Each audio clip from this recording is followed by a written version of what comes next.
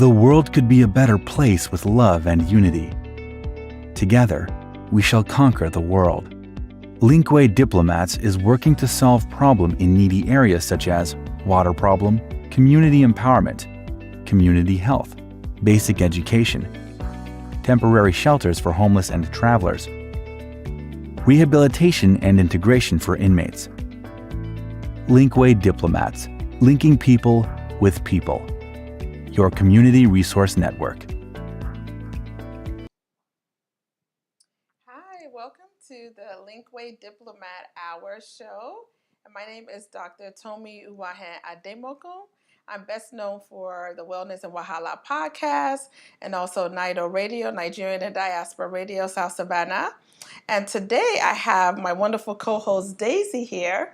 Over to you to introduce yourself. Hi, everyone. My name is Daisy, and I'm a Georgia educator. Thank you for all of our great educators in the house. What grade do you teach? Middle school. Middle school. One of the hardest. That's tell me about it. Middle school in Africa. That's secondary school. Yes. Okay.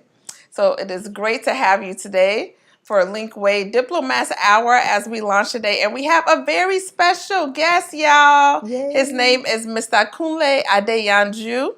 Most of you might know him from the guy that rode his motorbike, y'all, from London to Lagos. You hear me, yo? From London, United Kingdom to Lagos, Nigeria. And he did that in under, I think, 40-something days. So, in under 2 months. So, exactly. So, in how many days? 4. 41 days, y'all. So, 41 days. Jesus was in the wilderness for like 40 days. So, Close. 41 days is not easy. So, he rode through multiple countries and nations all the way from London to Lagos. So, no better person to introduce him and his background but him.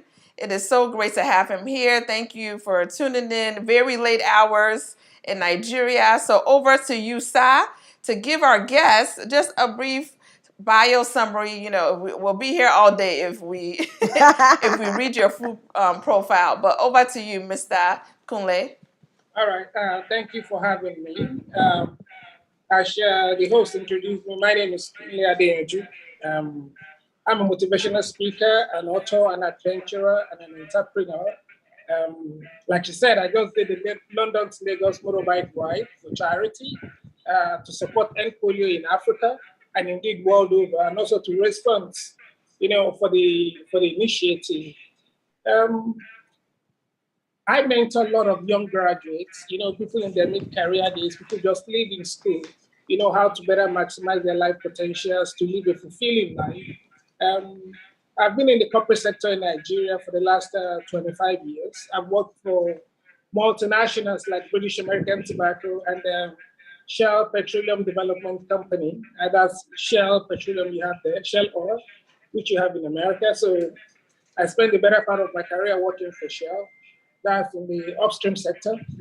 And finally left Shell 2019 to set up my own business, which is what I do now.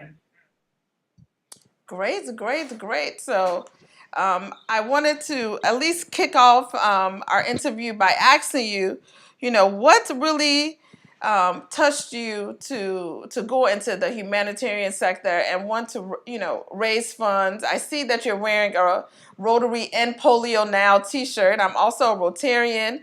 I actually did my doctorate and public health dissertation on polio eradication in Nigeria. At that time, there was only 4 countries, as you know, that had polio, and I used to call them the pain countries because it caused me a lot of pain that every other country eradicated it, except, of course, our country. So P was for Pakistan, A for Afghanistan, I for India, and N for Nigeria. And Nigeria being the only African country. India has been able to end polio successfully, so it's only Pakistan, Afghanistan, and Nigeria.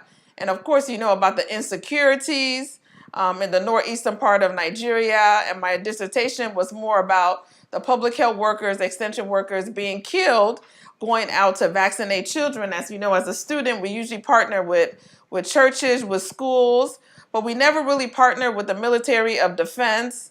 And, we had strong partnership with Rotary, but it'll be good, to hear about, your partnership with Rotary and about ending polio, and just give us, a synopsis of why you said, okay, I'm going to take on this cause, because we really consider you a Linkway hero of peace, but this was not an easy task, sir. So over to you.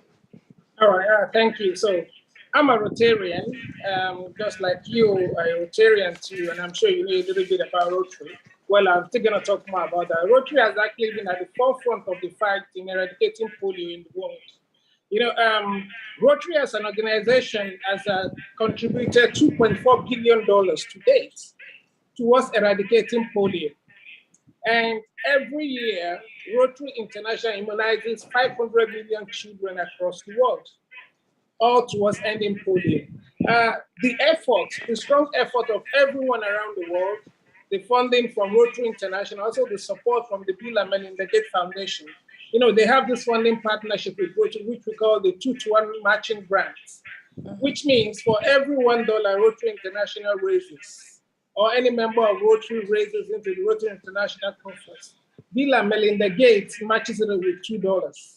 So that means $1 that you raise can become $3.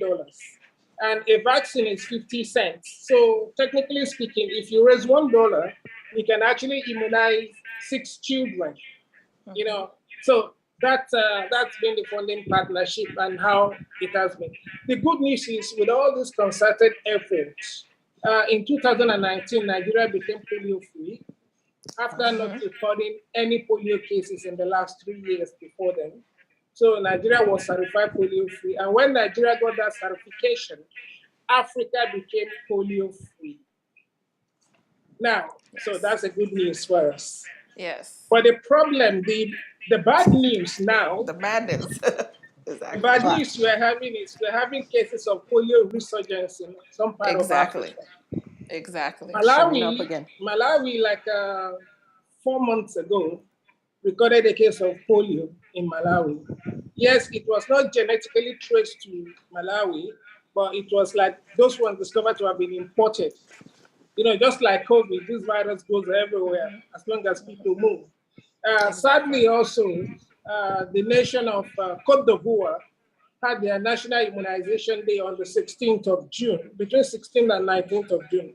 They declared a 3-day National Immunization Day for polio eradication, which they did. As we speak, the nation of Togo is actually running through an immunization drive too, because they discovered some cases there. And why do we have this resurgence? It is because when Africa became certified polio-free, we became complacent. And we thought because we are polio-free, the virus is no longer here.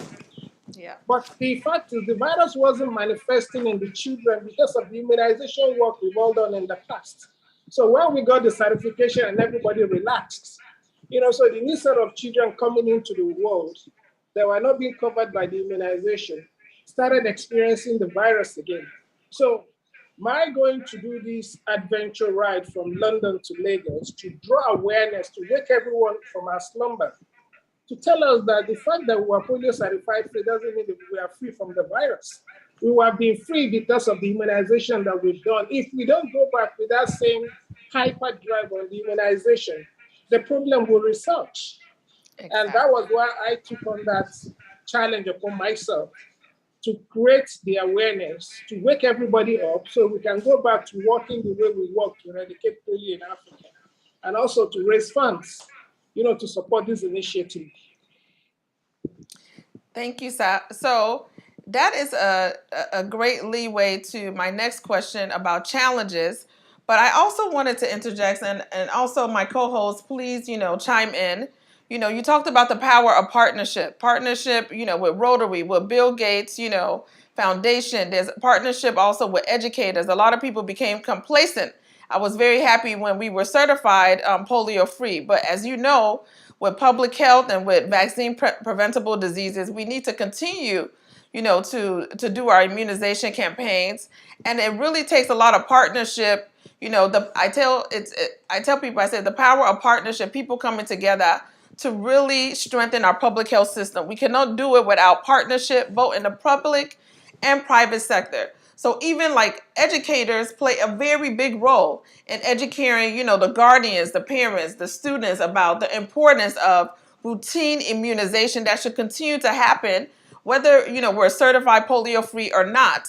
There is so many vaccine preventable illnesses that people should not be dying of. And that's one of the reasons why I got into public health, because my mom's brother died of TB, tuberculosis, which is a preventable disease. So over to you, my co-host, Ms. Daisy, to chime in on some of these challenges and partnerships as our host talked about today. So in the American school system, it is required to, get some shots, the immunization, before you even enroll into the school system. But unfortunately, we don't have that in the Nigerian school system. So, but like you said, educators have the, the power. They have the opportunity to educate parents and say, even if the school doesn't require it, it's important because this thing is creeping back in. Like you all said, we were celebrating we're polio free, but now it's coming back. It's been imported.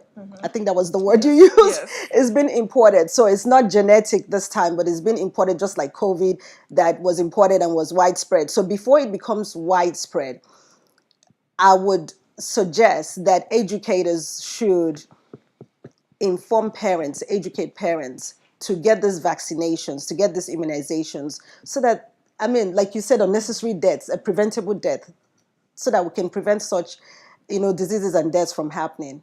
Yes. Thank you for that. And that gets me to my next question, Sa, is, you rode all the way from London to Lagos. That's very, very, very courageous.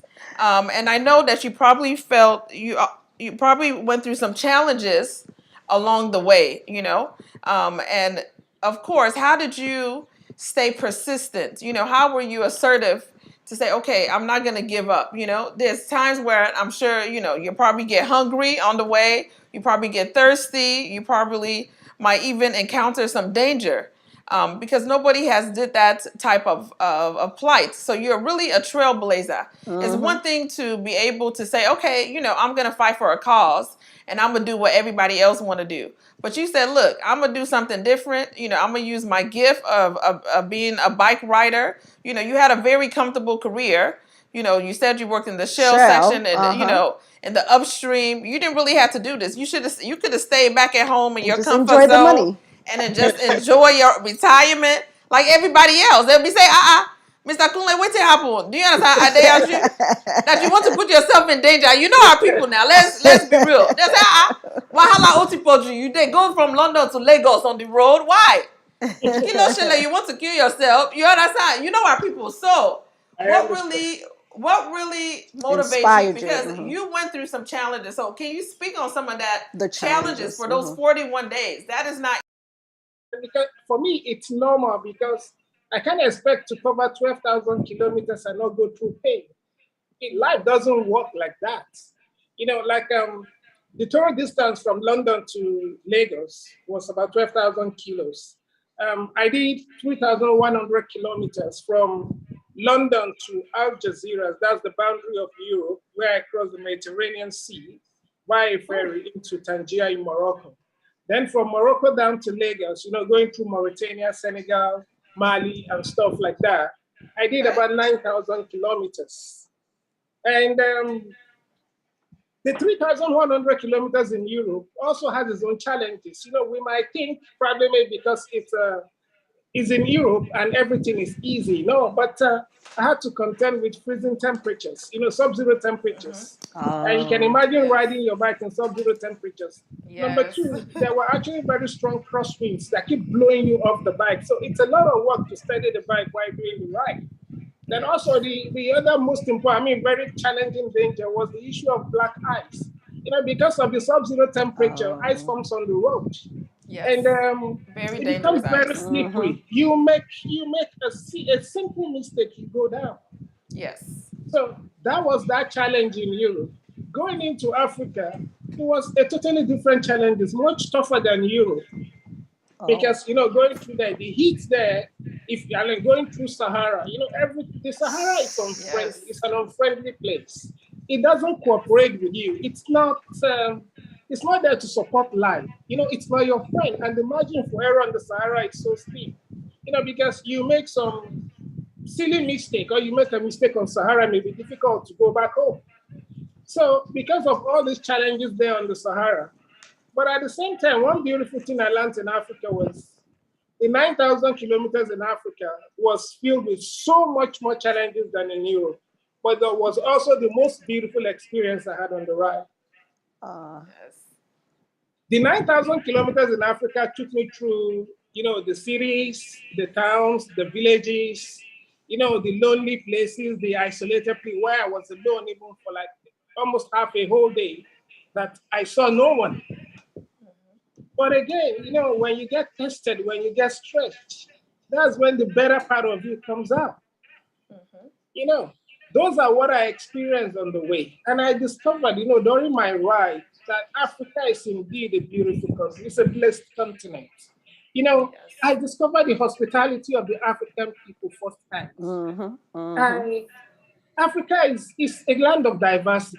Everywhere you go, there's something exciting to learn, something to discover, something to learn. You don't just got all these aha and wow moments all the time. I was on the African side, African continent, riding through.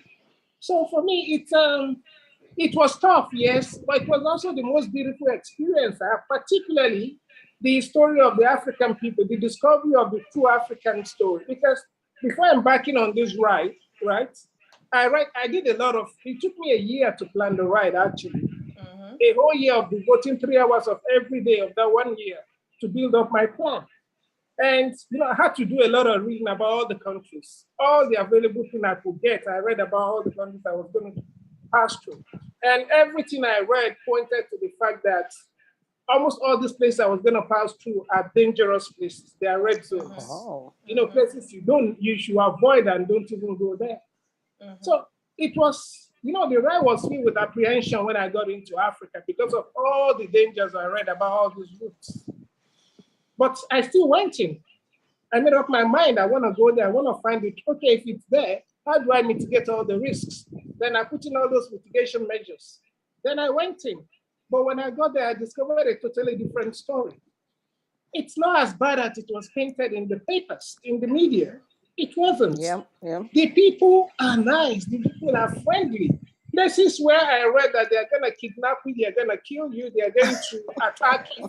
These are places where people come out to give me water, to give me mango. Oh, Yes. These are wow. places where people come to, like, can we take pictures with you? Can we do this? Yes. Those are the kind of reception I got from those people. So this actually opened my eyes to the real African story. And I realized that a lot of the media has actually made us to become afraid of each other. Exactly. Before going there, I was filled with apprehension about these countries. Yeah. But when I got there and I discovered a totally different thing, I realized that the story I read about this wasn't true, wasn't correct.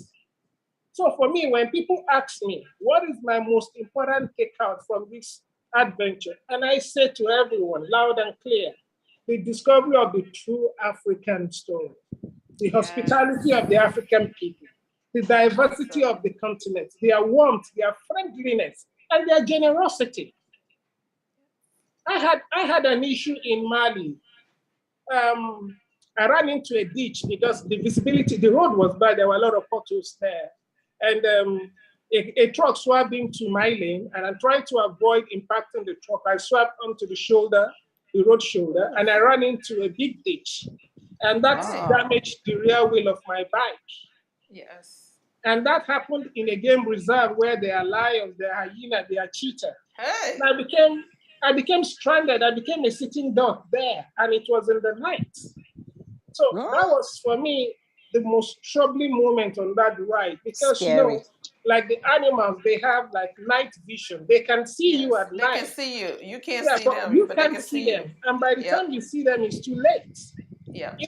So, when that incident happened to me, it was that darkness. And, the next thing, your survival instinct just kicks in. You don't even have time to think.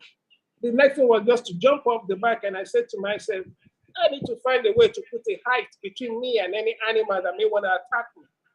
And I started running, looking for a tree to climb. Finally, I got one and I jumped into the tree. I'm sure I've never climbed a tree that fast in my life. Hey. I jumped, I climbed the tree, and I was at the top of the tree. Now, okay, yeah, I can think of what to do now. Then, as I was thinking of my next move, I saw a ray of light like 400 meters away. Then I said, okay, that's where I need to get to. Then I had to stay on the tree for like 5 minutes, just trying to, remain quiet, even stealing my breath so I can hear whether an animal has come around there. It's coming there. Wow. They are very stealthy in their behavior too. They come, They're very smart. Yeah. Yeah, so after like 5 minutes, I didn't hear anything. I know, okay, it was safe. Then I jumped down and I ran the way I never did with my helmet and everything. I ran into the village. When I got into the village, the pace I was running, was so high, and I just bumped into them. And the next thing they did too, they started running. They don't know what's going, what you running. They know where you're running from. Then I had to call them back to say, sorry, please, wait. Then they came back to me and they saw the way I was dressed. The woman said, oh, just take off your helmet for the way I was panting. Instead of them, I don't speak them. They were speaking French. I don't speak French. Yep. And I was about to ask the language. About the language barrier. Yes, Yeah, I was about to ask that same question. And I don't speak the local dialect. But when they saw the way I was dressed, the way I was panting, even before asking me any question, the women in the village they brought a chair for me. They said, sit down first. Before you see anything, sit down. Then I sat down. They brought water for me. They said, drink. Then I drank water. They brought another one in a bowl. Can you wash your face? I washed my face. They've not even asked me anything that happened. Yes. Then so when I wanted to talk, they said, no, calm down. So when my breathing came back to normal, they asked me what happened. Then they had a bike in the village. So I used the bike to explain what happened to them, with sign language. Yes. And when I explained everything that happened, so the men there gathered themselves together. There were 4 of them. Then they carried cutlasses and with clubs and with sticks, and they said we should go. They were pointing to me that we should go. And I was just wondering, why are you carrying stick and cutlass and asking me to go? Because they gonna get the lion. they came back to me in sign language and they said, like, what if like a lion comes to us? How do we do that? Right. So just to tell you how dangerous where that thing happened to me, it was in a park. These people followed me to recover my bike. Oh, wow. Yes, on the way, I got network connection. So I called my interpreter that I left at the border like 30 kilometers back to rent a car and come rescue me from the village. It took the interpreter like 3.5 hours to get there. Oh, wow. The incident happened about like 9 p.m. And the interpreter got there like about 1:30 a.m. in the morning. Hey. And the most shocking thing for me, pleasant surprise for me was, for those 3.5 hours, the time when people are supposed to be sleeping, all the women, all the women and the men in those villages, they didn't leave me alone. They stood with me. They comforted me. I didn't feel alone. They didn't make me feel alone.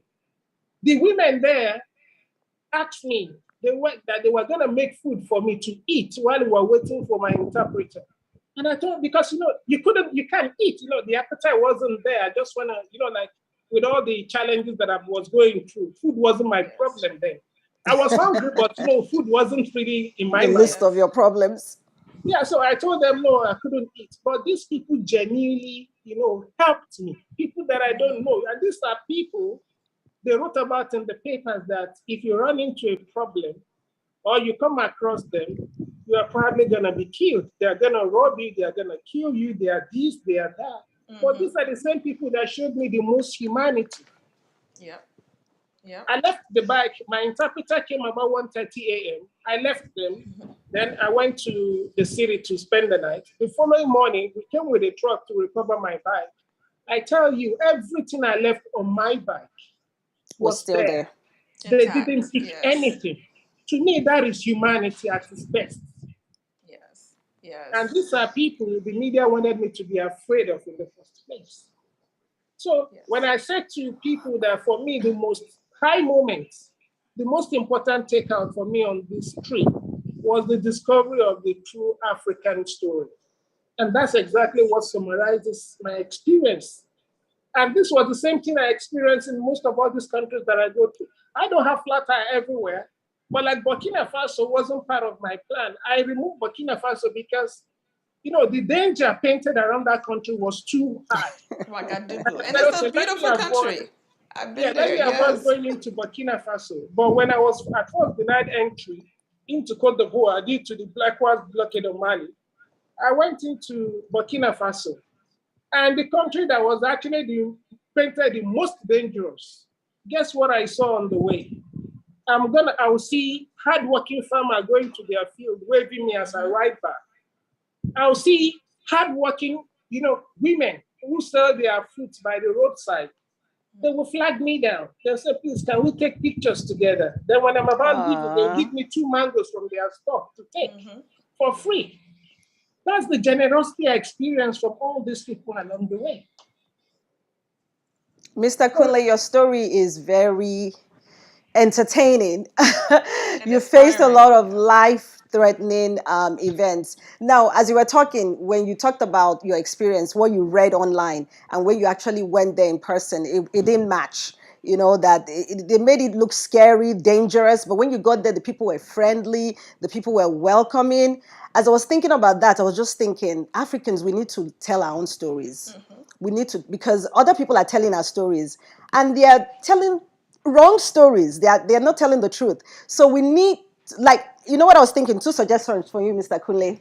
You need to write a documentary, make a documentary about the things that you experience. Tell people that Africa, people are welcoming. People are hospitable. People are friendly. People are nice. It's not as dangerous as they paint, all these African countries. So that was one. The second thing, when you talked about jumping on the tree, I was like, this sounds like a movie. We need to make a movie. We need to make a movie about your cycling from UK to Nigeria. That sounds like a movie that needs to be made. So think about that. Oh, see? See, she's in the spirits. Exactly. Okay, Okay. cool. Lome Togo, yes. Okay.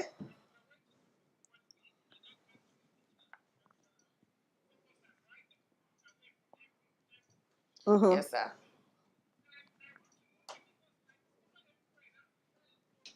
Yeah. Yes, it I is. took my bike. Yeah.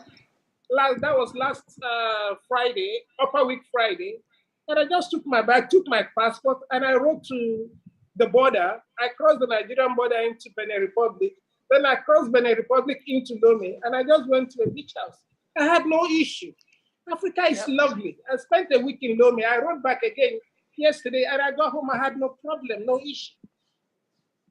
These are So wonderful stories. I think I'm going to plan to go to Mali. also working on the Mali's documentary part. You mentioned Mali caught my attention. Yes, but I also wanted to jump in on that note. So because I tell people that traveling is learning. As an educator, I always tell people, even my sister, she has a travel agency, even though she's a public health professional, but on the side.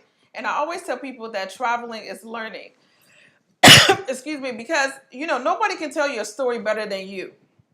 And I think that that's why she said that, firsthand story of you traveling, this could be a award-winning, like Netflix, documentary film. Yep. Because many times when you talk about Africa, it's always in the negative side. And I tell people that I've been blessed, even in Nigeria, out of the 36 states, I probably have traveled to about 20 of the states.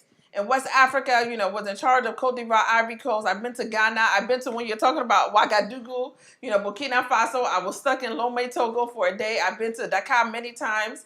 And I'll tell people that, and they'll be shocked, and I tell people the experiences that I got was so beautiful, just like you said. So, but it's so important to tell our story. I lost my Popsy 7 years ago, and one of the things that helps keep his memory alive. It's like when I go into like the video recordings or pictures or phone recordings, having this type of interview, is very important, this type of platform to tell your story. But I do really hope that you finish your book and you launch your book and we're able to also re-interview you when you launch your book, but Thank also you. doing a documentary, you know? Yep, very important. Excuse me. I have bad allergies, so I know people will be like, this is pandemic season. So, but no, you know, anybody can have allergies. But really, I think that your story is just very empowering. And I use the terminology Afro-optimist.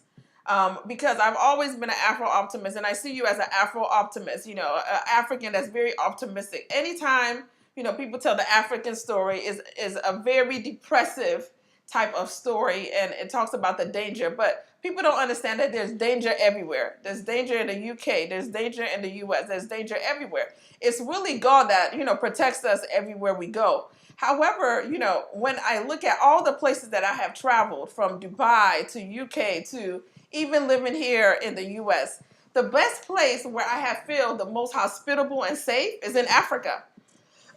So whether it's in East Africa, you know, in Kenya, Ethiopia, you know, that I've traveled to, in South Africa, and I think you touched on it, my co-host, about the language barriers.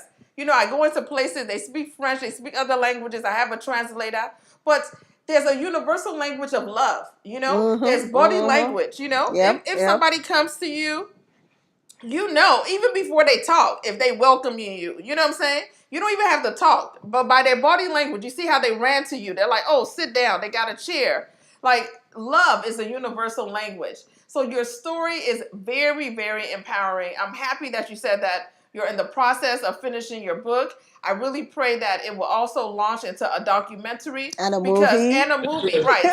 And It and will. and and it will. And you know, we have great Nollywood actors. Like, these are, you know, these are things Oh, yeah. that they will love to pick up, because you're not only telling the Nigerian story. Yes, you're Nigerian side, but you're telling the African story. You traveled all the way from the UK, and you said it. You traveled through other places in Europe, but the best experience was traveling through Africa. You know, I went to Niger State, you know, in Mina, and I saw the waterfalls. I never knew that we had beautiful waterfalls in Nigeria. These are things that you don't see in the books. You see what I'm saying? I saw it live, online. you know, or online. Yeah.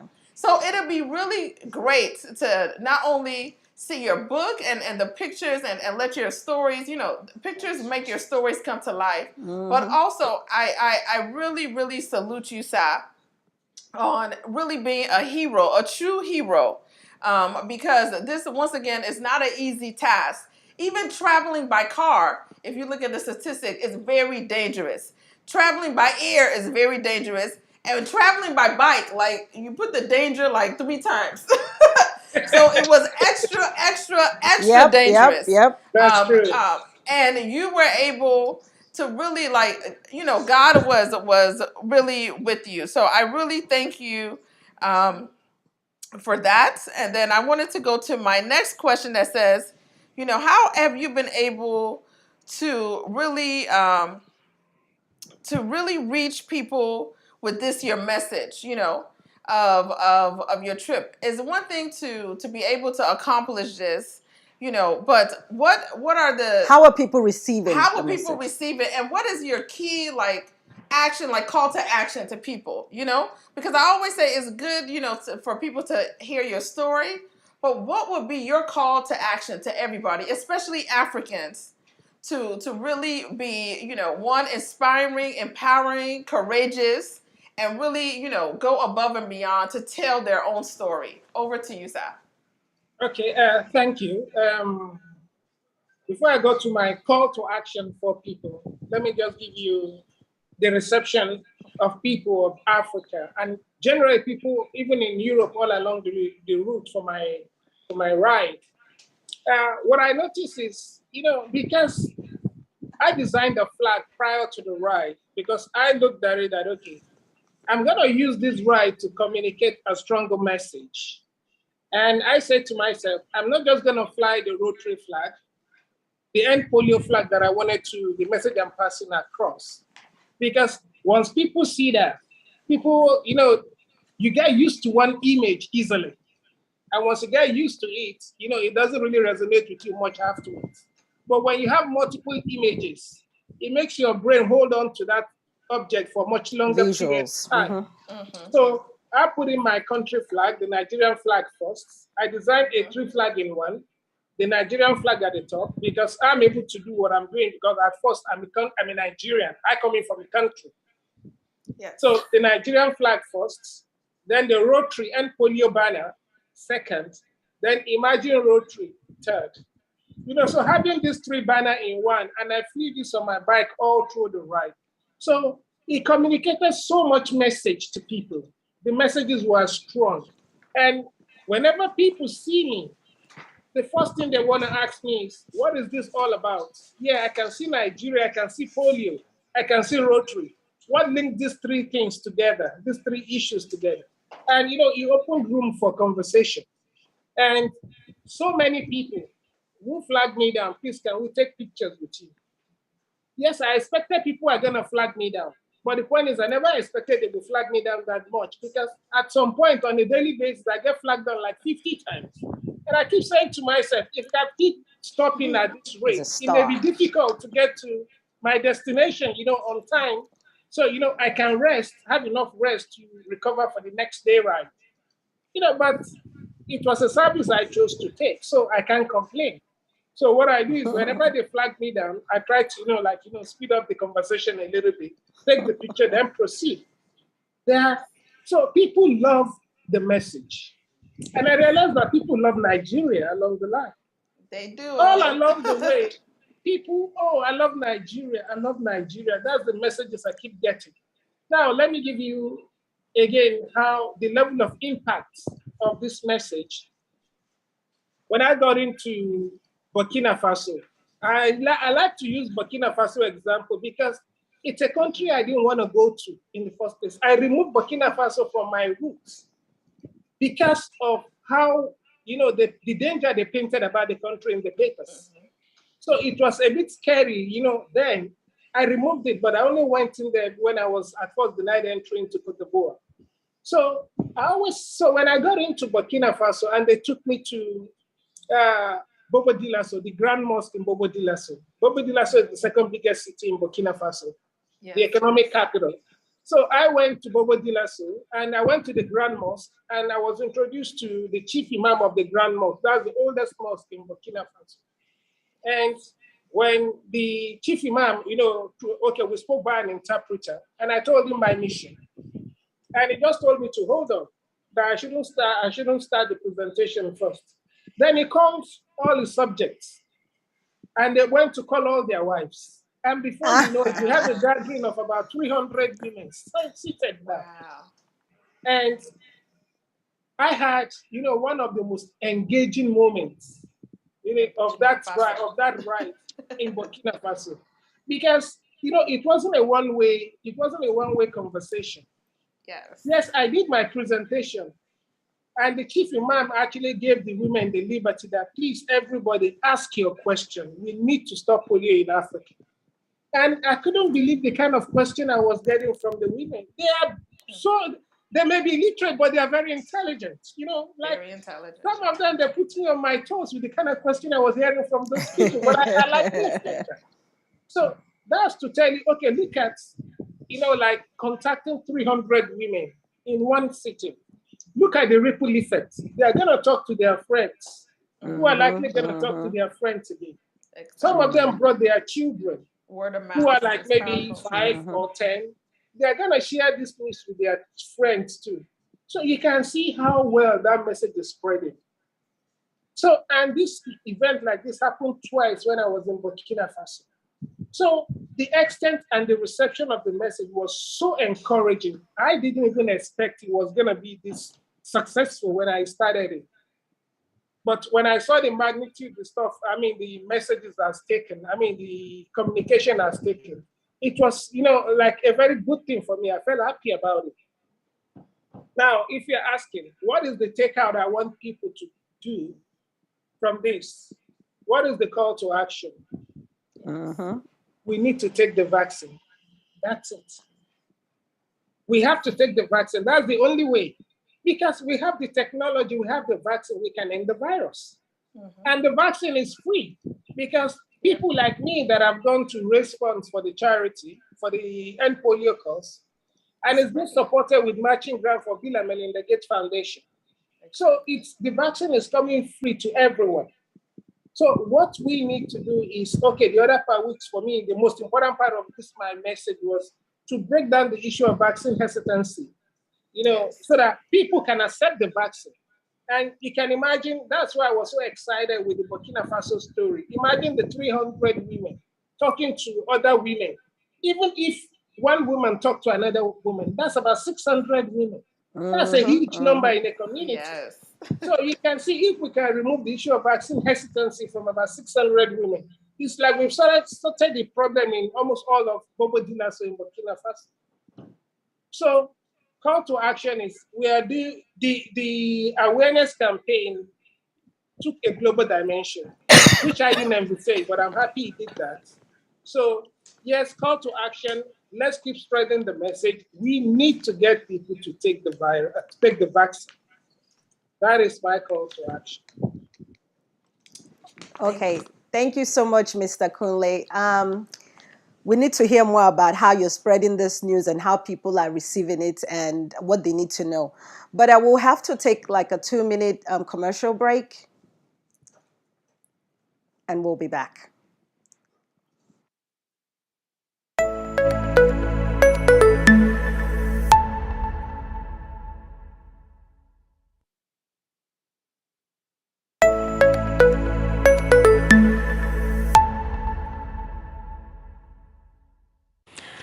Thanks for staying with us. To complement government's efforts at providing portable drinking water, a United States-based non-governmental organization has provided a borehole to address the water challenge being faced by the Zangie community in Nasarawa State. Agatha Joseph Obioha reports. Water, they said, is life. This is the river where the gay community access their drinking water. Residents of this community, located in Kari local government area of Nasarawa State, are predominantly farmers and lack access to potable drinking water for decades before Linkway Africa came to their aid.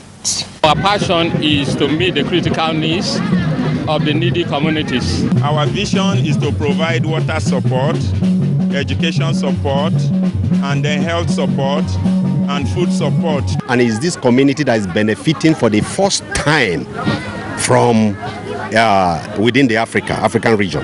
The community, who could not hide their joy, expressed gratitude to the donors and pledged to make proper use of the facility. Yes, sir, I'm happy with them. The thing that we are doing for this village, for the village of Zangie, we are happy with them. Because we have been suffering for water for so long, which is why sometimes we don't have water able to take our bath, no water to take bath. But for today, we are very, very happy for that. Before they suffer, what they drink this river water, what they go, disease everywhere. Linkway African Outreach Ministry is a faith-based non-governmental organization which was incorporated in 2010 to care for people and communities in need.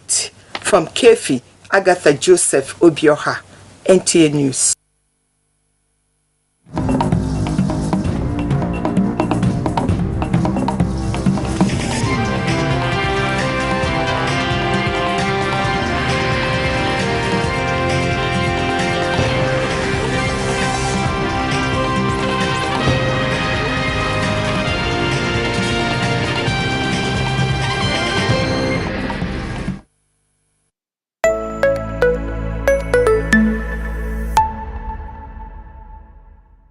NIDO hospitals, not just the building, but highly equipped with great infrastructure, because our aim and our goal is to be a world-class healthcare provider using cutting-edge technology. Being a part of NIDO Hospital has inspired me to keep walking the line and remaining strong in my values. It's our joy to see baby being delivered, whether premature or term, because the mother, the joy that radiates after being discharged. This would not have been possible if our patient did not believe in our ability. We do virtually all kinds of clinical investigations and use all forms of diagnostic method. Quality healthcare is what we do.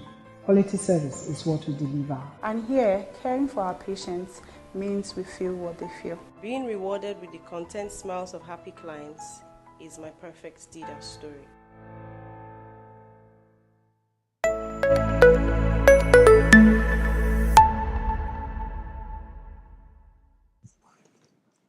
Welcome again to Linkway Diplomats show, and we have our special guest, Adekunle Adeyanju, the famous honorable guest that rode his bike from London to Lagos. So we've been having great gist. He's been telling us about his motivation on this project, and his passion for polio eradication, and the challenges that he faced along the way, riding, in Europe and then throughout Africa, but also, a lot of the great things that, he never thought that he would experience. Reading, about many of the African countries, especially, he heard about all of the dangers, but really being on the road, it was a total opposite. When he was in danger, even there was a time his bike, got messed up in a place where they have, a reserve of like lions, Wild tigers, animals. and bears, and the villagers came to rescue him. It was a place where they speak French. It was a francophone African country,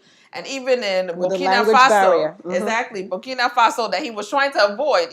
God always likes to redirect your path. He was, he wasn't able to go to Cote d'Ivoire, Ivory Coast, and he now diverted to Burkina Faso, and he had a wonderful experience. He was able to meet with hundreds of women there, and and in polio eradication, as I said, I did my dissertation on polio eradication in Nigeria. Women are powerful, and what people don't know, it's not like regular vaccines, which are intravenous. Polio vaccine is not by needle; it's by drops in the mouth. It's like you taking Panadol, as they I say did in not know Africa, that. or Tylenol. It's actually you can actually train those women, those caregivers. We call them in Nigeria, the Ministry of Health people. They don't have to be nurses. We have CHUs, which are community health extension workers. You train them. But the thing is, these polio vaccines are cold chain. So that's another question that I want to talk to you about rolling out these vaccines in very rural areas. I've been to polio immunization campaigns, and like Bill Gates, they donate, and the U.S. government, CDC, they donated like coolers. They have to donate freeze packs because these are cold chains. So when I say cold chain vaccines, you have to keep them cold in a certain temperature. About our electricity problem. So sometimes when we travel to a village and we're at a primary health center, they don't have lights. So we have to buy petrol for their generator so they can keep the vaccines cold in the fridge all night. So, Sa, can you also talk about some of those specific challenges? Because the thing is, if it drops below that, and we've had problems with that, where they had light issue, those vaccines were not going to be able to be effective because they didn't have access to light. In my polio immunization campaigns, I'll tell you a story that, and I think it was really because I was Nigerian American that I was able to solve the problem, and I was very embarrassed. Nigeria is supposed to be known as the giant of Africa, and that's why when you travel throughout all those African nations, they really, really respect Nigeria. We are, not only the most populated Black African nation in the world. We have so many, Nobel Peace Prize laureates. We have so many engineers, Nobel doctors, teachers, physicians, public and private sector, government officials, all over the world. However, I was quite disappointed because in the immunization campaign I won't mention the state of Nigeria where I was at, but the government there, I reported it to the Minister of Health, the permanent secretary, and they were extremely corrupt. So the Minister of Health and the permanent sec, as you said, it's Rotary Club has been on the forefront. U.S. government, Bill Gates, they donate all of this stuff. The only thing that we asked the Nigerian government to donate was the malaria bed nest as an incentive. So when people come out and they bring their children to get vaccinated, or they come to the schools, we can give the free bed nets to the teachers. We can give the free bed nets to everybody that come out. So it's like a two-pronged approach. So we're tackling malaria prevention, and we're tackling polio. Unfortunately, for years, the malaria bed net always came up missing. Okay. So because I don't speak Yoruba, but mo bo Yoruba dada, but me also Yoruba. So because I was born and raised here, my parents made sure that I understood Yoruba. So I was in this place. I was in the Yoruba states. And I was able to talk to my driver. That's why I said that you have to respect everybody. So I'm bringing this full circle. Don't look down on anybody because they're illiterate or you go to the village or whatever. Everybody is important. And I talk to people at that level. The same way I will respect the U.S. ambassador or the minister of health is the same way I'm going to respect my driver. So I now talk to the driver and I said, what's happened? Why every year this malaria net always disappear? He said, madam, you want me to tell you the truth? So he now said, do you understand Yoruba? I said, Mobo Yoruba. He now started saying that the Minister of Health and the Permanent Secretary, they actually have their own private pharmacy. They take those bed nets and they go and sell it. So I now said, okay. I said, can you tell me where that pharmacy is located? And then he now said that he also, they hide the bed nets in the storeroom in one of the primary health center. So I was able to talk to the security men at the primary health center. They broke into that thing, and when we opened the door, the bed nets were full from the bottom to the top. So I reported it to my guys in Abuja. Of course, U.S. government. They're like, told me you don't want to get in trouble. And I said, don't worry. That's that I know how to protect myself. So it was a very, very courageous thing because, of course, they can come after me, but I wasn't afraid because at the end of the day, I'm like, these are malaria nets that's supposed to go to children to saving lives, and you're going to still and then I said you didn't pay for any of the things, the vaccine, the coolers, the generators, the fridge. So there's a lot more challenges that that are not talked about, like our infrastructure challenges. That should not be a case. We supply Ghana and other countries that have lights. It's a shame, sir. Even when I was in Burkina Faso, one of the poorest countries that I have actually visited in Africa, they had constant electricity. The light never blinked for those 2 weeks that I was there, sir. So can you talk about those infrastructure challenges? I know some people have vaccine hesitancy. They might say, okay, this vaccine is from Europe, the Oimbo people. How do we know they're, not trying to poison us? Or I've heard some things like, severe side effects and other things. And I tell those people, I said, look, I have taken the polio vaccine. When you talk to somebody and you make it personal, say, look, I have took the polio vaccine. I have given my daughter the polio vaccine. I'm not going to tell you to take something that I personally, do you understand, cannot vouch for. So can you talk about, it's just sad that, I'm happy that Rotary and Bill Gates and everything, but it shouldn't say, because Nigeria is a very rich country. You said that when you work for the oil company, the oil sectors, we have people like, Aliko Dangote, the Mike Adenugas, the billionaires of Africa that are in Nigeria. So why can't they fix those type of infrastructure? What is your call to action to them, sir? Over to you. I'm sorry for putting you on the spot, but I have to keep it real. First, one man against the country. Let me just say something about a little comment about the corruption aspect you talked about. Thank you. I have been opportunity to have visited over 75 countries around the world. Yes. Okay. 75. 75. See. That's even before this right. And I can tell you, corruption exists everywhere. The only thing is it exists in different shapes and sizes. In the recent times, during the COVID, I'm sure you heard about what happened in Brazil with the COVID vaccine. Yeah. Exactly. Okay. It's everywhere, yes. So it happens everywhere. Even in the United States where you are, I'm sure you remember Benny Madoff. You remember Alan Stanford. So many scandals, even now. Benny Madoff, well, it's late now. This was the guy that was chairman of the New York Stock Exchange. So corruption happens everywhere. Right. Yes, so, maybe the one you saw with the net is still corruption, but maybe wicked. But I can tell you, those other ones too are wicked, because if we talked about, we look at what happened in Afghanistan recently when the United States pulled out.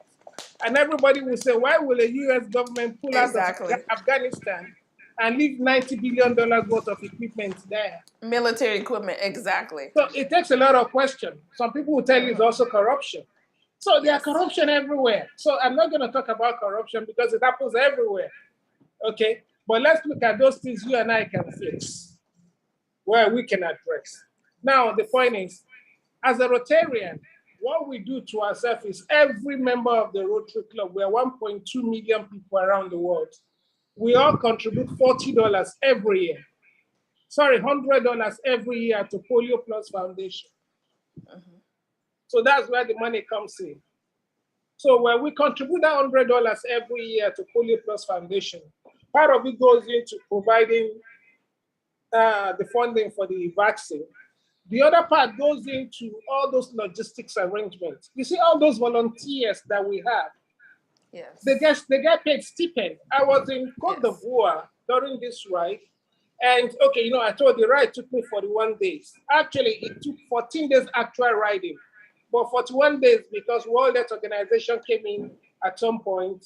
The Minister of Health came in at some point. And, you know, Rotary, the program got, you know, like broadened. So any country I get into, I had to go to the World Health Office. I had to go to UNICEF. I had to go to the Ministry of Health. I need to go to the field with the Polio Plus volunteers. They get paid some stipend. Those stipend they get paid comes from contribution of Rotarian like myself and yourself.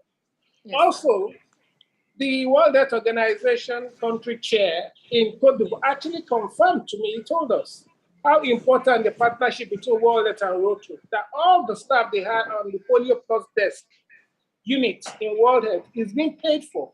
Their salaries are being paid for by Rotary.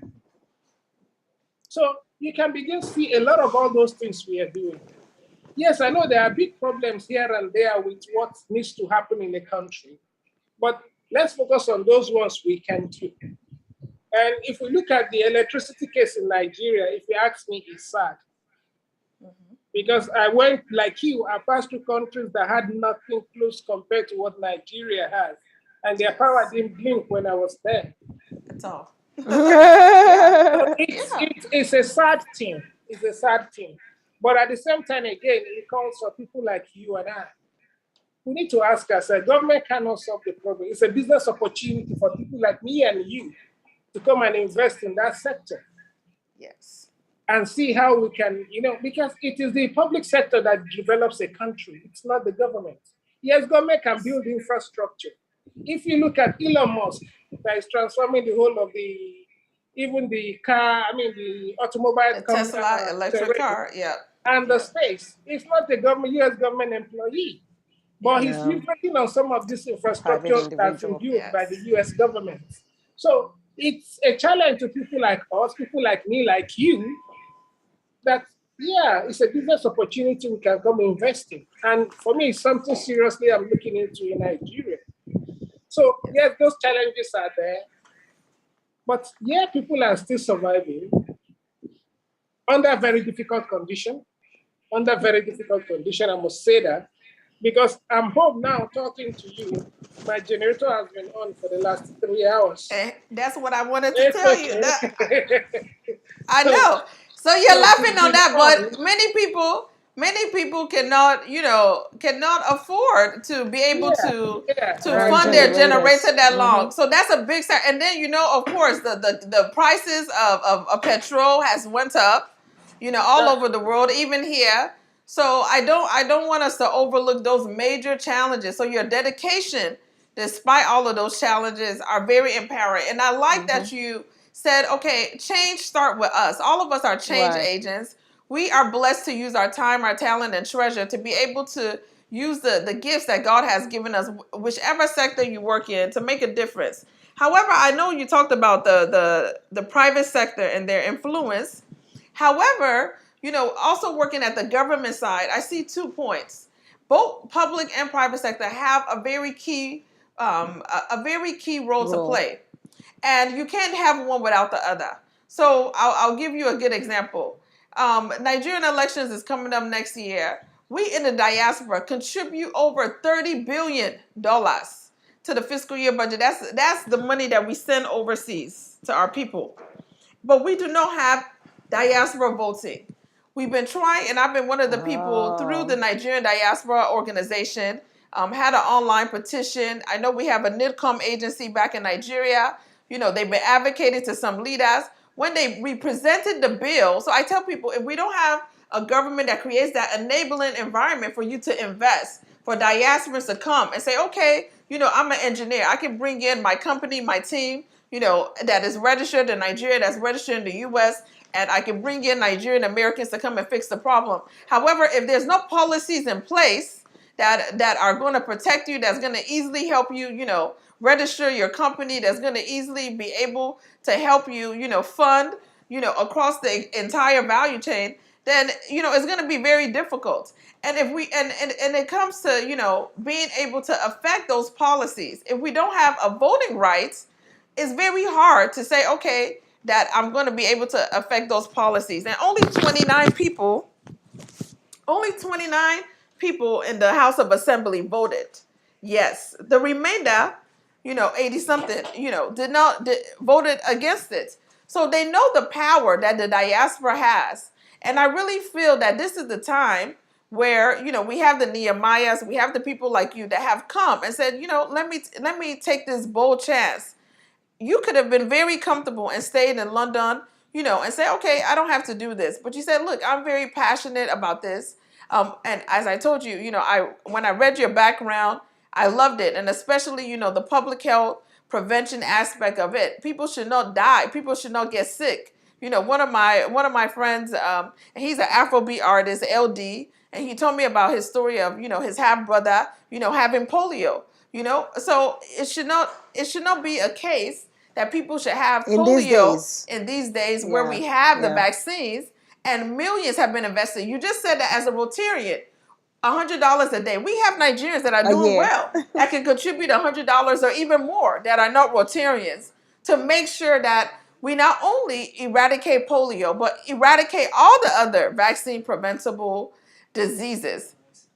So I would say to you, what would be your call to action, both to, you call your call to action to individuals, which is really the private sector, but also I think what is your call to action to the public sector? Because we have to work together in partnership. And then what is your call to action to us, especially in the diaspora? Because we should not say that, we're living comfortable abroad and we forget at home. There's no place like home. And just like you said, nobody tells our story better than us. And no matter how comfortable you are here, if your mother, your father, your siblings, your cousins are suffering back at home, you will never have peace.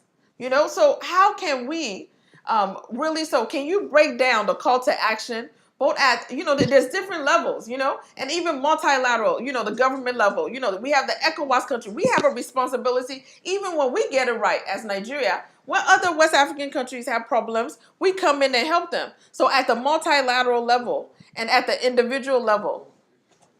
Okay, thank you. Like I was speaking to some group about a week ago or so, on this same thing, and they asked me, what is my big expectation from the diaspora community? And I said to them, if you give a man a fish, he's gonna be hungry the following day.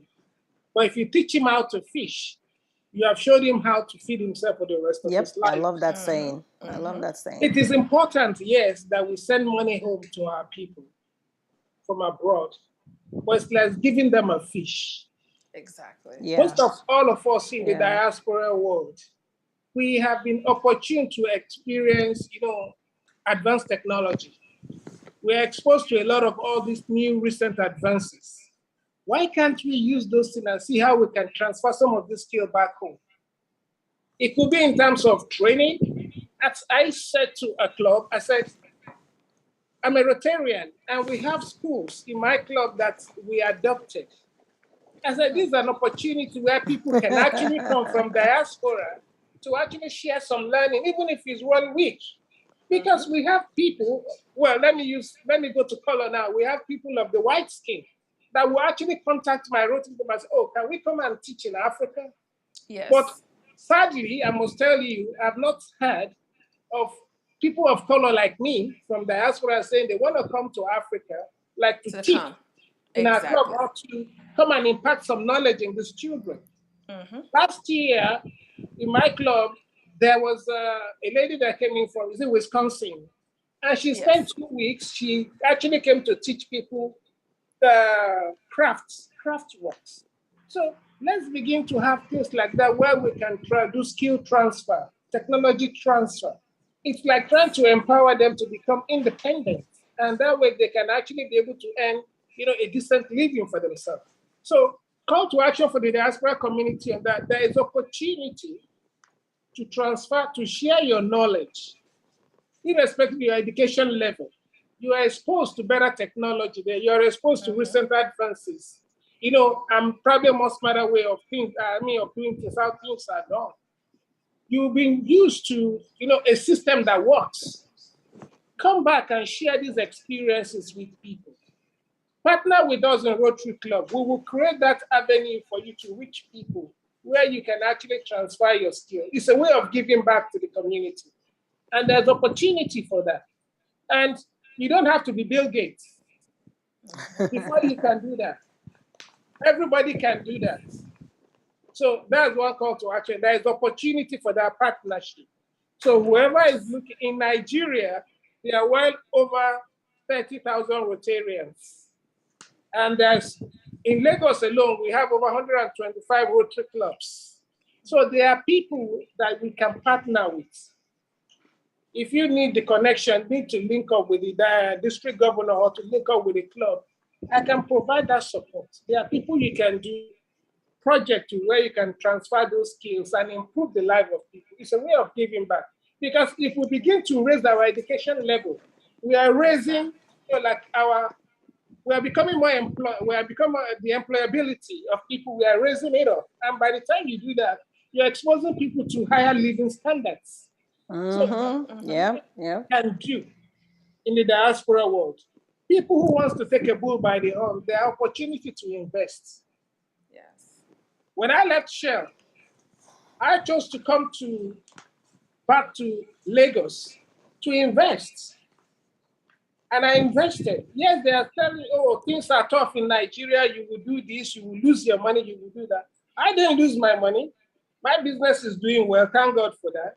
I was able to finance the expedition, Lagos to London. It cost me over $20,000. I paid everything myself without a penny from anyone. So thank God for that. So if I can do it, everybody else can do it. And we can begin to contribute that little quota, to develop our economy. If you look at the US where you are, it is not the giant corporation that holds the economy of the US. It's the SME, the small and medium scale enterprise. Those are the ones that employ the most people. My business, I employ 22 people. Imagine if you have 1 million people from diaspora and everybody employs 22 people. We are talking about 22 million people out of the labor market, that we're bringing them out of poverty, out of the poverty. Joblessness. Exactly. So there is still opportunity for the diaspora community to do that. Yes, it's tough. It's not going to be easy. The truth is, people who wants to do that, you cannot sit down in the US and send money down to Africa and people will run business for you. You will lose the money. Yep. If you want to do that, when I wanted to do mine, I made that conscious decision. I'm going down because I want to do this. I'll sit down there and I'll monitor my business and I'll make sure I put all my effort and make it grow. Yes. If I can work for Shell for a better part of my life and make their business prosper, I should be able to use that same skill I've acquired to for do your own. Myself. Exactly. That's what I did.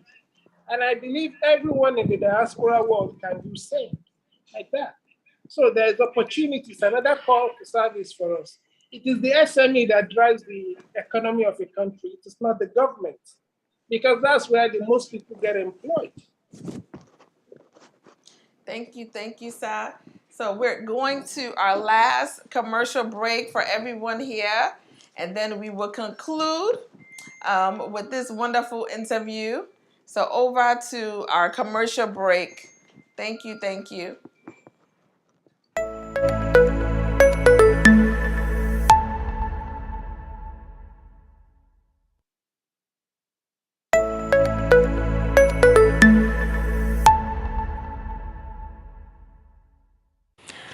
Thanks for staying with us. To complement government's efforts at providing portable drinking water, a United States-based non-governmental organization has provided a borehole to address the water challenge being faced by the Zangie community in Nasarawa State. Agatha Joseph Obiora reports. Water, they said, is life. This is the river where the gay community access their drinking water. Residents of this community, located in Kari local government area of Nasarawa State, are predominantly farmers and lack access to potable drinking water for decades before Linkway Africa came to their aid. Our passion is to meet the critical needs of the needy communities. Our vision is to provide water support, education support, and then health support and food support. And it's this community that is benefiting for the first time from within the African region. The community, who could not hide their joy, expressed gratitude to the donors and pledged to make proper use of the facility. Yes, I'm happy with them. The thing that we are doing for this village, for the village of Zanje, we are happy with them. Because we have been suffering for water for so long, which is why sometimes we don't have water even to take our bath, no water to take bath. But for today, we are very, very happy for that. Before they suffer, what they drink this river water, what they go, disease everywhere. Linkway African Outreach Ministry is a faith-based non-governmental organization which was incorporated in 2010 to care for people and communities in need. From Kefi, Agatha Joseph Obioha, NTA News.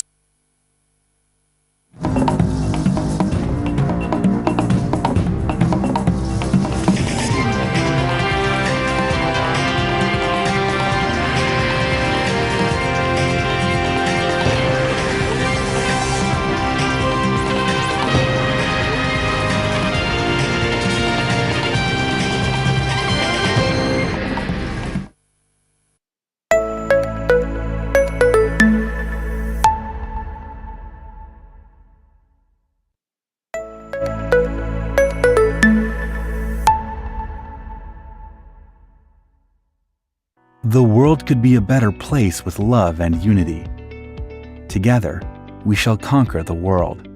Linkway Diplomats is working to solve problems in needy areas such as water problem, community empowerment, community health, basic education, temporary shelters for homeless and travelers, rehabilitation and integration for inmates.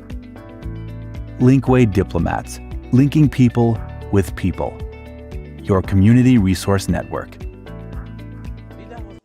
Not just the building, but highly equipped with great infrastructure, because our aim and our goal is to be a world-class healthcare provider using cutting-edge technology. Being a part of NIDO Hospital has inspired me to keep walking the line and remaining strong in my values. It's our joy to see baby being delivered, whether premature or term, because the mother, the joy that radiates after being discharged. This would not have been possible if our patient did not believe in our ability. We do virtually all kinds of clinical investigations and use all forms of diagnostic method. Quality healthcare is what we do. Quality service is what we deliver. And here, caring for our patients means we feel what they feel. Being rewarded with the content smiles of happy clients is my perfect NIDO story. This is Royal Signet College. Royal Signet College, by now, it's no longer a strange name to Linkway. We are located in the suburb of Lagos in a place called Agbara, and we are within the Agbara Industrial Estate community. Agbara Industrial Estate houses plants of great brands, global brands such as Nestle, Unilever, Glasgow Welcome, Procter & Gamble, and so many of such big names. So this wall here is the wall that's separating the Royal Link Christian Center from this piece of land that I want to introduce to Royal Signet, to Linkway Outreach. This piece of land is 2 acres. 2 acres is 12 plots of land by Nigerian standard, and a plot of land is 1.5 million as at now. And so before it starts going up high, I am proposing that we should pick up this 12 piece of land, so that we can build our community center, a Linkway Community Center. Linkway Community Center will house an admin block, and also have a warehouse where welfare materials that are sent from the diaspora will be stored pending distribution to various parts of Nigeria. And we are also proposing that it should have a guest house, a decent guest house, where our brethren from the diaspora can come and stay instead of paying exorbitant price fee in hotel accommodation. So I'm proposing these 2 acres of land, 12 plots of land at 1.5 million naira per plot times 12 plots for this purpose. I look forward to hearing from you. Thank you and God bless.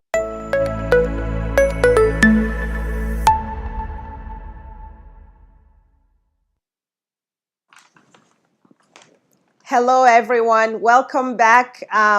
So before the break, we're talking to Mr. Kunle, by the way, and he was one of the takeaways that I got from what he was saying. He said, you can't keep giving fish. You have to teach the person how to fish. I love that saying. He's very correct. I agree with him. And he was talking to us in diaspora, how we can help, people back home, that we can't just keep sending them money. He mentioned how people come to educate people back home, and none of them looks like us, sadly. They're usually white people. So that's a challenge to you and I, Dr. Tommy. Yes, so he also talked about how we can empower people with knowledge. Knowledge is power, like they say. So we can empower people with knowledge, and we can also empower them by teaching them skills, hands-on skills, life skills. So those were some of the things that I got from what we talked about. And that is, what was it you were saying, that your something to the people? Your call to action. Thank you. Your call to action. Yes. So that was his call to action to us in diaspora. So that's what we're talking about. And then we have, I think, 1 or 2 more questions as we go into this conclusion part of today's interview. Dr. Tommy. Thank you, Daisy. So I wanted you to talk more about, the current challenges of people that already have polio.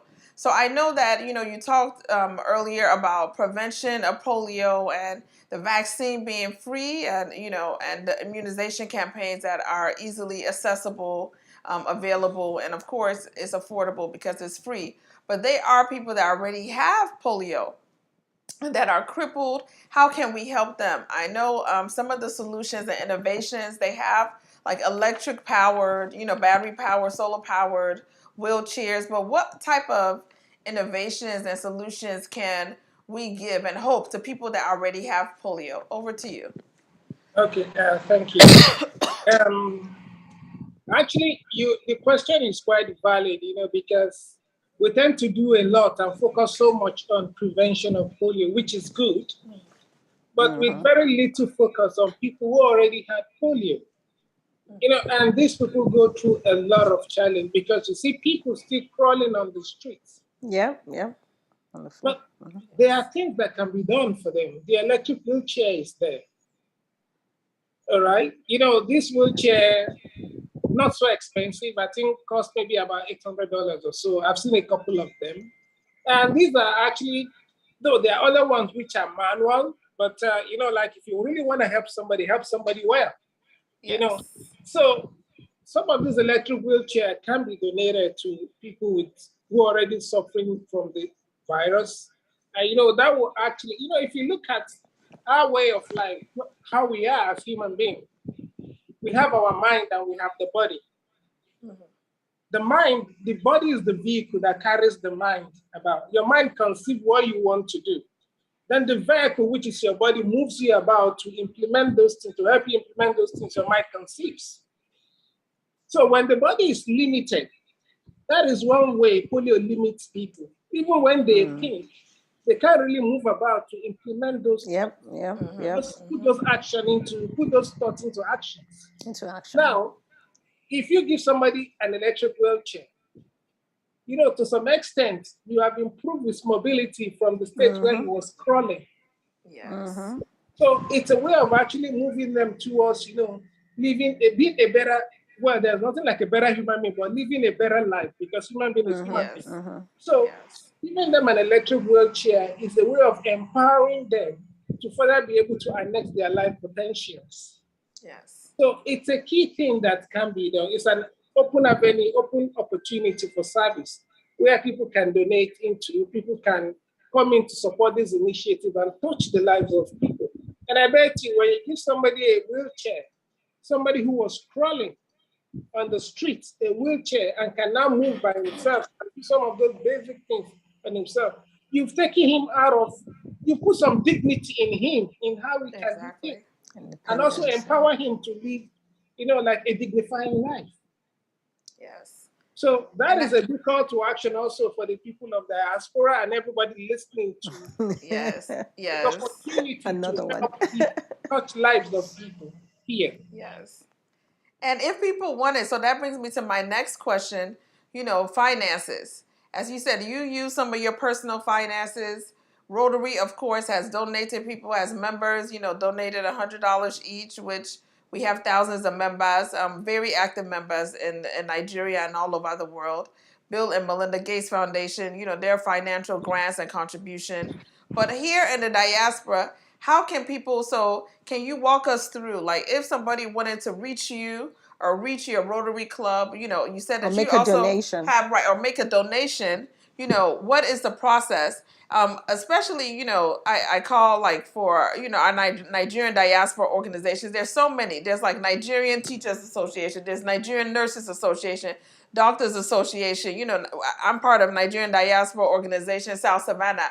So how can we even get some of those diaspora organizations to pledge and say, okay, we're going to pledge, to be able to raise funds for, let's say, 2-3 electric chairs. You said they cost about $800 each. And if this is, 100 organizations that pledge that, times 3, that's 3,000 already, 300, 3,000, it can get to millions of people that are affected, not just with polio that have been crippled by polio, but by, crippled by other preventable, diseases and illnesses. There's so many, things that people are affected by, but just starting with polio alone, how can people be able to reach you or reach Rotary clubs in Lagos that you're a part of and your organization, and how can people also donate? Over to you, Sir.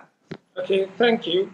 That's the beauty of Rotary. It's a global organization. And we have a website. My particular club, Rotary Club of Ikoyi Metro. Rotary Club of Ikoyi Metro. So once you put it on Google, it's going to bring out the club name. And the details are there. And I tell you, Rotary encourages, for Rotarian Rotary clubs to actually partner with individuals like you, corporate organization, or other NGOs, like the Linkway. So to partner together and jointly execute a project. Just like you said, if you have, contact to like maybe 100 people who can give us 100 wheelchairs, and Rotary, we can use our own resources, our connection, to identify people who are going to benefit from this. And we can marry the two together. That is how, we partner in delivering our projects. So we are very open. Rotary Club is very open. We are eager, we are willing, and we're expecting that there will be a relationship here, how we can actually work together to touch lives of the less privileged, and how we can make life beautiful for some people around us. Yes. So it is open. Please remember, Rotary Club of Ikoyi Metro. Ikoyi Metro, yes. Rotary Club of Ikoyi Metro and Linkway Diplomats will definitely be in partnership. And, of course, we'll be in more discussions. This is just the start of a greater relationship. Over to you, Daisy. Just a quick question. So on your website, there's a link to click and make a donation. Is that what you're saying? Yes, on the club account is there where you can make a donation. And we're going to be putting in a GoFundMe link there too, where you can also make a donation on both platforms. Okay. Yes. And for those in the diaspora, you can go directly to the Rotary the Rotary Club page in Ikoyi Metro. But we also have our Linkway, www.Linkway Diplomats website, which is www.linkwaydiplomats.org, which we can also, accept donations and be able to partner and send over those donations to the Rotary Club that you are a member of.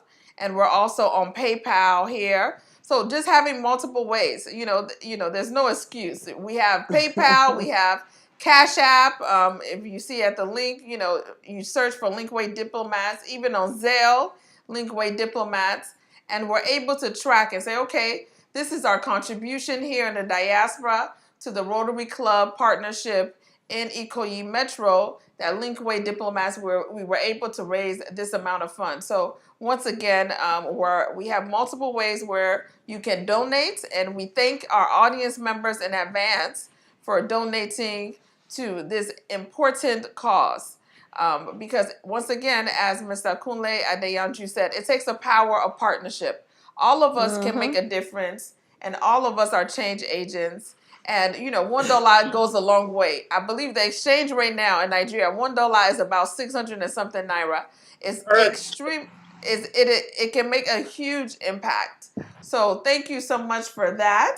I know that, this has been a wonderful show. This is going to be one of many shows. We definitely want to have you back.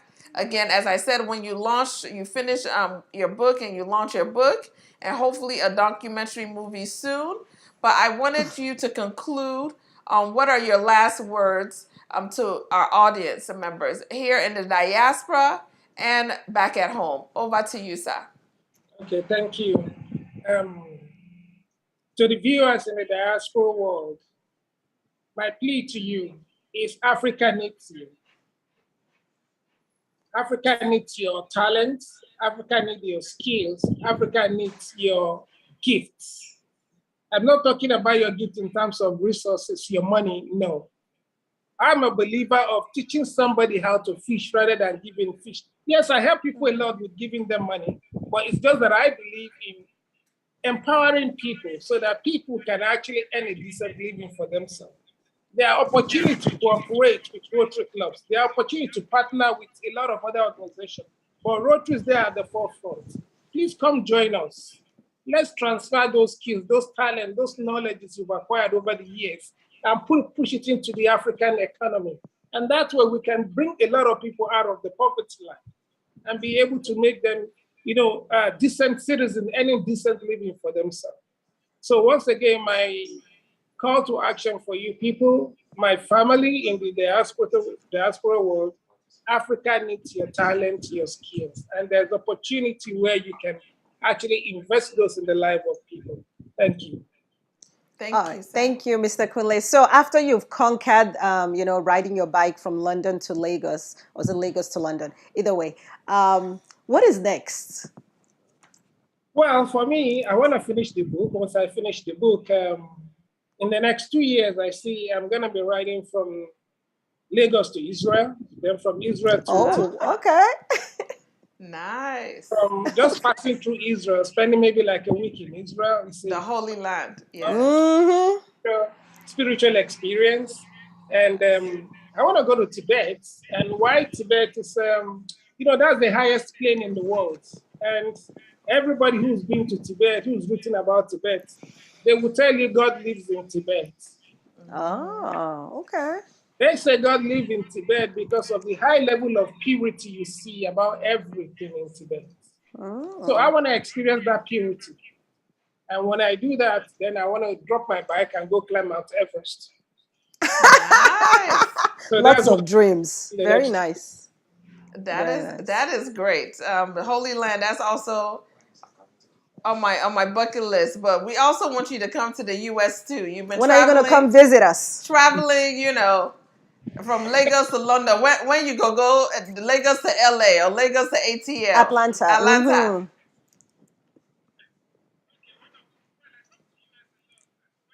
Yes. I'll make it a point of duty to come see Make you. Maybe stop. I'll ride it to US instead of flying it. Yeah. Don't worry. Nigerians have enough private jet. You can get on their private jets, and then once you land, ride in you know, from the border. No problem. We're with you.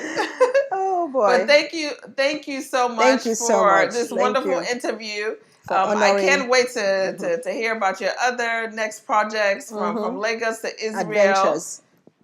You know, you talked briefly about, you know, the spiritual aspects and your faith, you know, and I know that, you know, God really kept you strong and protected throughout your journey from London to Lagos, and will continue to protect you as you take on these ambitious projects of writing the book and, you know, documentary and going into Israel. So thank you so much once again, and we look forward to having you in the future. Thank you to all of our audience members tuning in virtually from all over the world on YouTube, everywhere. Thank you to my co-hosts, Miss Daisy, and all of the people in the background, Mr. Dan Emma, you know, and our production crew. So thank you. God bless you, and God bless the Federal Republic of Nigeria, and of course here in the United States of America. Amen. Thank you, sir. Bye-bye. Bye.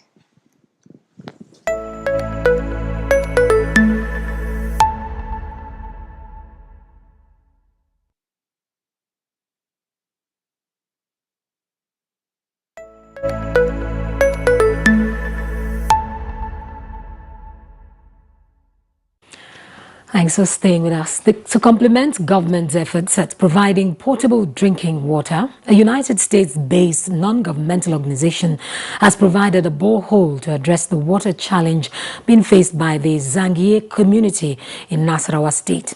Agatha Joseph Obionha reports. Water, they said, is life. This is the river where the gay community access their drinking water.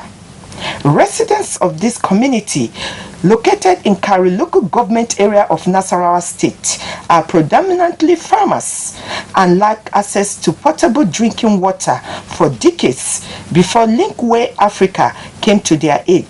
Our passion is to meet the critical needs of the needy communities. Our vision is to provide water support, education support, and then health support and food support. And it's this community that is benefiting for the first time from within the African region. The community, who could not hide their joy, expressed gratitude to the donors and pledged to make proper use of the facility. Yes, I'm happy with them. The thing that we are doing for this village, for the village of Zangie, we are happy with them. Because we have been suffering for water for so long, which is why sometimes we don't have water even to take our bath, no water to take bath. But for today, we are very, very happy for that. Before they suffer, what they drink this river water, what they go, disease everywhere. Linkway African Outreach Ministry is a faith-based non-governmental organization which was incorporated in 2010 to care for people and communities in need. From Kefi, Agatha Joseph Obioha, NTA News.